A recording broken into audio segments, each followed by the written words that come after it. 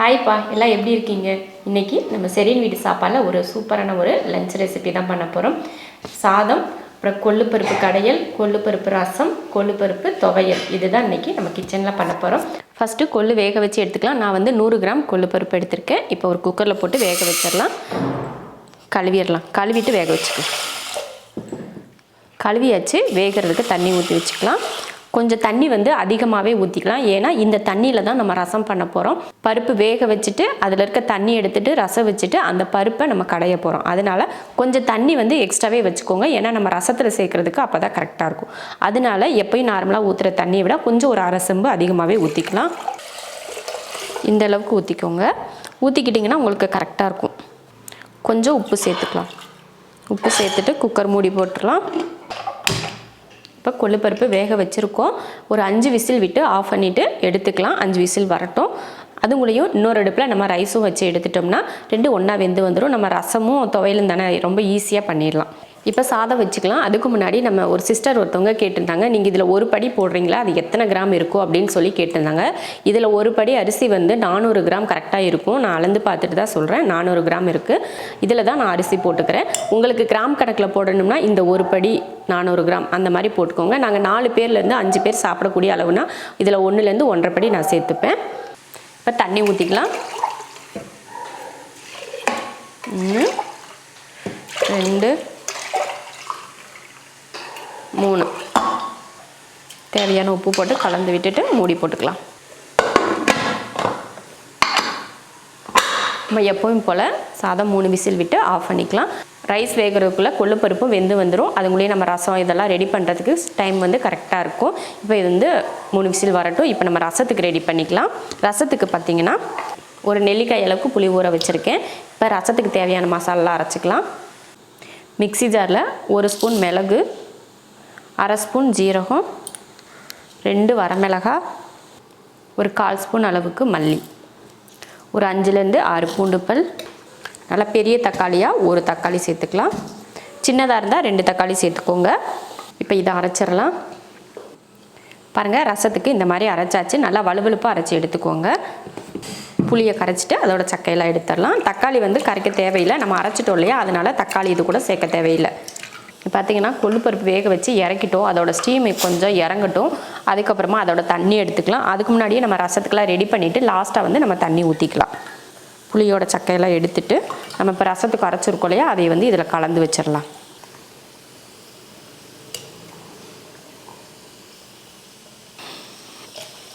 ரசத்துக்கு தேவையான தண்ணி ஊற்றிருக்கேன்.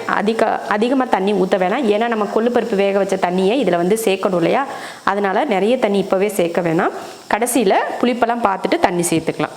ரசத்துக்கு தேவையான எல்லாமே ரெடி பண்ணி வச்சுட்டோம். இதோட ஸ்டீம் இறங்கினதுமே அந்த தண்ணியை இதில் ஊற்றிட்டு தாளித்து விடுறது மட்டும்தான். அதே போல் கொள்ளு பருப்புமே அதுக்கப்புறம் எதுவும் இல்லை, நம்ம தாளித்து ஊற்றி அதை கடைஞ்சி எடுத்துட்டாலே வேலை முடிஞ்சிடும். ரொம்ப சிம்பிளாக தான் இருக்கும். இப்போ இது வந்து ஸ்டீம் இறங்கட்டும், அது வரைக்கும் வெயிட் பண்ணுவோம். இப்போ கொள்ளு பருப்பு வேக வச்சதில் ஸ்டீமெல்லாம் பாருங்கள் இறங்கிருச்சு. இப்போ இதோட தண்ணி வெந்துருச்சான்னு பார்த்துட்டு தண்ணியை இதில் ஊற்றிக்கலாம். பாருங்கள், சூப்பராக வெந்திருக்கு. பாருங்கள், நல்லா கரெக்டாக வெந்திருக்கு, பக்குவமாக வெந்திருக்கு. இப்போ இதில் இருக்க தண்ணியை மட்டும் இதில் சேர்த்துக்கலாம்.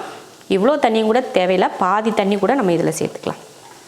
ஏன்னா கடையிறதுக்கும் நமக்கு தண்ணி தேவைப்படும் இல்லையா, அதனால் எல்லாத்தையும் ஊற்ற வேணாம், கம்மியாக ஊற்றிக்கிட்டால் போதும். அவ்வளோதான். இப்போ ரசம் வந்து தாளித்து விட்றலாம். ரசம் தாளிக்கிறதுக்கு எண்ணெய் ஊற்றிக்கலாம். எண்ணெய் காஞ்சதுமே கொஞ்சம் கடுகுளுந்து, கொஞ்சம் கருவேப்பிலை, பெருங்காயத்தூள், மஞ்சத்தூள் போட்டதுக்கப்புறம் மிளகாயெல்லாம் போட தேவையில்லை, ஏன்னா நம்ம முன்னாடியே அரைச்சிட்டோம் இல்லையா, அதனால். இப்போ ரசத்தை ஊற்றிடலாம். ரசத்துக்கு தேவையான உப்பு, கொஞ்சம் மல்லித்தழை. ரசத்துக்கு தேவையான உப்பெல்லாம் போட்டாச்சு. புளிப்பு வந்து நீங்கள் புளிப்பு எப்படி இருக்குன்னு சொல்லி டேஸ்ட் பண்ணி பார்த்துட்டு அதுக்கப்புறம் கொஞ்சம் எக்ஸ்ட்ரா தண்ணி ஊற்றுறதுனா நீங்கள் ஊற்றிக்கோங்க. இல்லை புளிப்பு இந்த அளவுக்கு கரெக்டாக இருக்குன்னா எக்ஸ்ட்ரா தண்ணியெல்லாம் சேர்க்க தேவையில்லை, இந்த அளவே போதும். எனக்கு பார்த்தீங்கன்னா புளிப்பு வந்து கரெக்டாக இருக்குது, அதனால் எக்ஸ்ட்ரா நான் தண்ணியெல்லாம் சேர்த்துக்கலாம். இது மட்டும்தான். ரசம் வந்து லைட்டாக ஒரு கொதி வரட்டும், அதுக்கப்புறமா நம்ம இறக்கிக்கலாம். அதுங்களையும் நம்ம கொள்ளு பருப்பு தாளிக்கிறதுக்கு வெங்காயத்தெல்லாம் கட் பண்ணி எடுத்துக்கலாம். பாருங்கள், ரசம் வந்து கொதிக்க ஆரம்பிச்சிருச்சு. இப்போ அடுப்பை ஆஃப் பண்ணிக்கலாம். சூப்பரான ஒரு கொள்ளு தண்ணியில் ரசம் ரெடி ஆயிடுச்சு. இப்போ ரசம் வச்சு இறக்குனதுக்கப்புறம் கொள்ளு பருப்பை மறுபடியும் வேக வைக்கிறதுக்காக அடுப்பில் வச்சுருக்கேன். நல்லா வெந்துருச்சு, இருந்தாலும் ஏன் வச்சுருக்கேன் அப்படின்னு பார்த்தீங்கன்னா, நம்ம தக்காளி போடணும் இல்லையா, அந்த தக்காளியும் இந்த பருப்பு சேர்ந்து வேகணும் அப்படின்றதுக்காக தான் இப்போ வேக வைக்கிறேன். நான் ஒரு மீடியம் சைஸில் 2 தக்காளி சேர்த்துக்கிறேன். 2 தக்காளி மீடியம் சைஸாக ஒரு 2 தக்காளி போதும். ஏன்னா நம்ம கொஞ்சமாக தானே கொள்ளு பருப்பு போட்டிருக்கோம், அதனால் 2 தக்காளி போதும். உங்களுக்கு இதில் புளிப்பு போடணும்னா கூட நீங்கள் லாஸ்ட்டாக கடையிறப்ப கொஞ்சம் புளி போட்டு கடைஞ்சிக்கலாம். இப்போ இது கொதித்து வேகட்டும். பாருங்கள், தக்காளி போட்டு தக்காளி வந்து நல்லா வெந்துருச்சு. இப்போ இதை இறக்கிடலாம், இறக்கிட்டு தாளிச்சிக்கலாம். இப்போ வந்து நம்ம கொள்ளு பருப்பு கடைஞ்சிக்கலாம். கடையிறதுக்கு முன்னாடி தாளிச்சிட்டு அதுக்கப்புறமா கடைவோம். ஒரு கடாய் வச்சு எண்ணெய் ஊற்றிக்கலாம். இப்போ ஒரு 1/2 ஸ்பூன் அளவுக்கு ஜீரகம், ஒரு 1/4 ஸ்பூன் மல்லி, பச்சை மிளகாய் வந்து ஒரு 6-7 மிளகாய் நான் சேர்த்துக்கிறேன். வெங்காயம் வந்து ஒரு 20 போல் சின்ன வெங்காயத்தை இந்த மாதிரி பொடியாக கட் பண்ணியிருக்கேன், அதையும் சேர்த்துக்கிட்டேன். ஒரு 2 பூண்டுப்பல், கொஞ்சம் கருவேப்பிலை. இப்போ இதை வதக்கிடலாம்.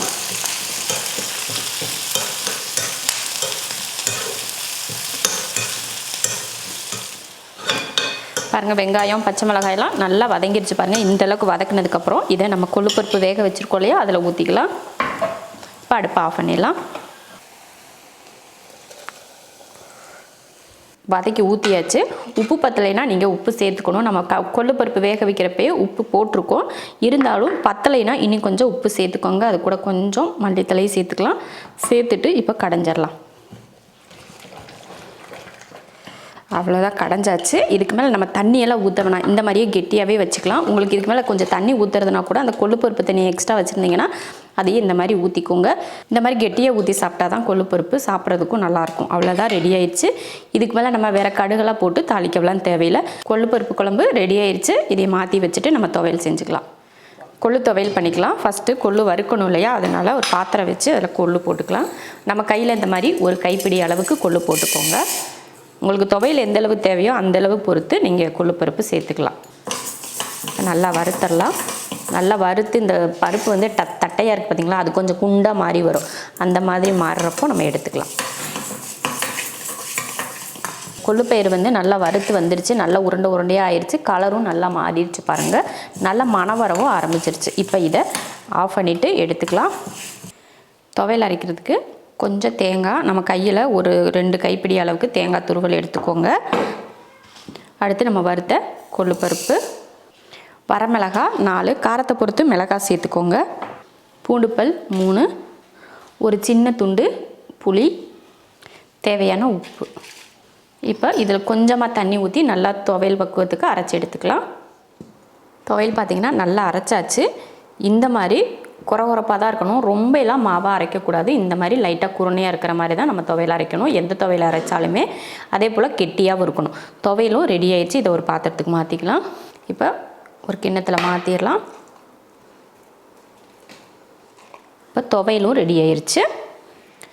சாதம், கொள்ளு பருப்பு கடையல், கொள்ளு பருப்பு தண்ணி ரசம், கொள்ளு பருப்பு துவையல், சூப்பராக ஒரு லஞ்ச் மெனு ரெடி ஆயிடுச்சு.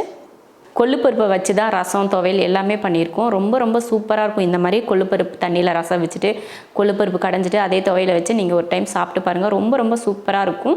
இது போல் நீங்களும் ஒரு லஞ்ச் மெனு செஞ்சு பார்த்துட்டு எப்படி இருக்குன்னு சொல்லிவிட்டு கமெண்ட்டில் சொல்லுங்கள். பிடிச்சிருந்தா லைக் பண்ணிவிட்டு ஷேர் பண்ணிவிட்டு நம்ம ஷெரின்ஸ் கிச்சன் சேனலை சப்ஸ்கிரைப் பண்ணி பக்கத்தில் இருக்க பெல் ஐக்கானை கிளிக் பண்ணி வச்சுக்கோங்க. இப்போ சாப்பிட போகலாம்.